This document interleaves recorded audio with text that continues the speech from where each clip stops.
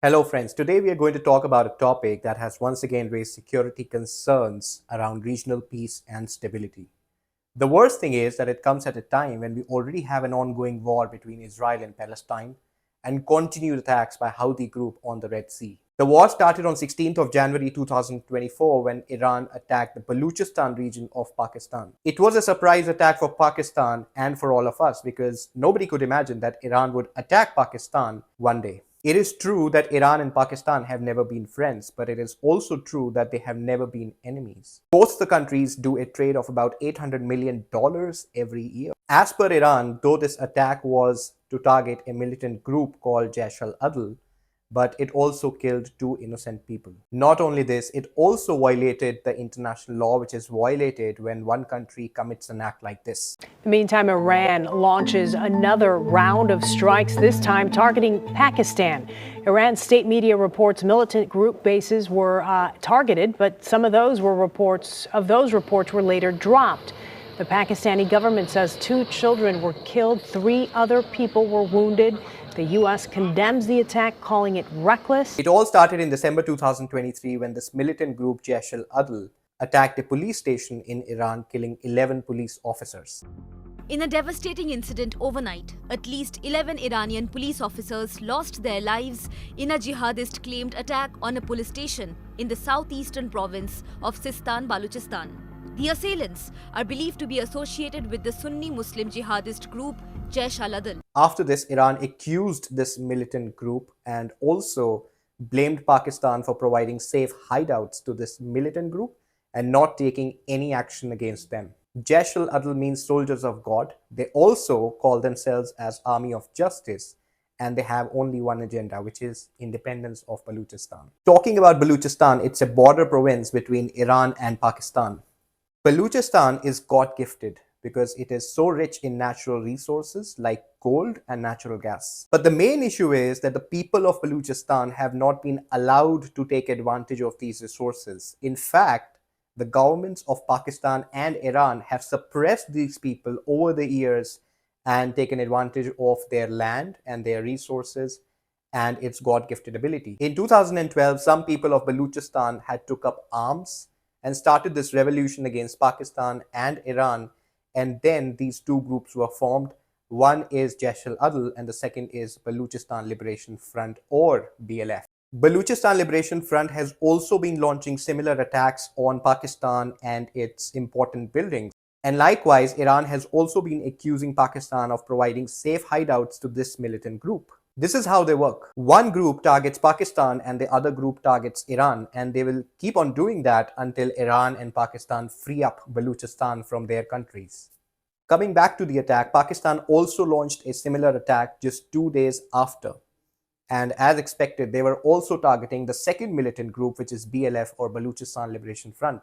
On this point, anybody would wonder how Pakistan could find the locations of this militant group and also launch an attack in 2 days. Pakistan has conducted overnight military attacks inside Iran 2 days after Iran conducted strikes inside Pakistani territory. Islamabad had earlier recalled its ambassador to Tehran and prevented the Iranian ambassador from returning to his post. Another very unusual thing about this attack was that it was done without informing each other. A lot of us would agree that a joint counter-terrorism operation could also be conducted to meet the common objective of targeting the militant group. At least it would have not put the lives of common people at risk, but it seems that Iran and Pakistan do not care about that. At a global level also, this attack was highly condemned. China, which is a close ally of Pakistan and Iran, offered to mediate between both the countries and settle the matter. US, on the other hand, obviously blamed Iran for conducting these strikes and also said that it has been doing that in the past as well and should stop it. India, on the other hand, mentioned that the matter is internal between Pakistan and Iran and they should resolve it on their own. The real question is that does it make any strategic sense for Iran to attack Pakistan at a point of time when two of its groups of axis of resistance are already at war? Talking about axis of resistance, it is an informal group formed by Iran against Israel and the Western world, specifically the US. Axis of resistance involves 5 countries including Iran, Iraq, Yemen, Lebanon and Syria. Hezbollah and Houthis are a part of this group One is right now at war with Israel, and the other is attacking the Red Sea. You'll also be surprised to know that one day before attacking Pakistan, Iran also launched ballistic missiles on Syria and Iraq, targeting the Israeli spy base. The reality is that these attacks have raised concerns about a wider conflict. Iran is already at a conflict with Israel and its allies, including USA, Saudi, and UAE, and now Pakistan. Let's talk about the geopolitical relations of Pakistan as well. Very interestingly, Pakistan also has very complicated relations with the Middle East countries. We know that it's a close ally of UAE and Saudi Arabia because both the countries provide military assistance and financial aid to Pakistan. In fact, many Pakistani workers are employed in these countries and send remittances at home. Pakistan also has a strategic partnership with China, which is their major creditor as well as an investor. This brings us to the potential reasons as to why Iran may have attacked Pakistan, because militant activity has been going on for years and there is nothing new about it. However, there are broader reasons for this attack which we will talk about. The first reason is creating a strong image. It is an attempt of Iran to let the Western world know that it has the power and the courage to attack a country directly if it comes to that. An interesting point worth mentioning here is that China and Iran have close relations because they have signed a 25-year cooperation agreement between them.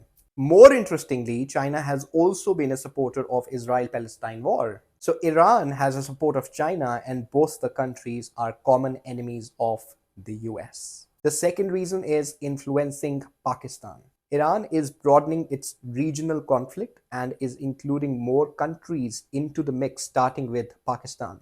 If that is the case, we may see more attacks on Pakistan. Again, it is being done to provoke Middle East and the US because, as we discussed, UAE, Saudi Arabia, and the US are the supporters of Pakistan. The third reason is rethinking the strategy. Iran is forcing Pakistan to rethink its relations with Middle East, US, and the Western world and not stand with them. It will not happen for sure because Pakistan currently is a weak economy and is dependent on these countries for economic aid. It is for us to see how the war unfolds, how the countries react to it, and what happens in the future. War is never good for the world. It leads to trade disruption between the countries and leads to high inflation and prices. It kills innocent people and only causes destruction. If you like today's video, please hit the like button and subscribe to my channel.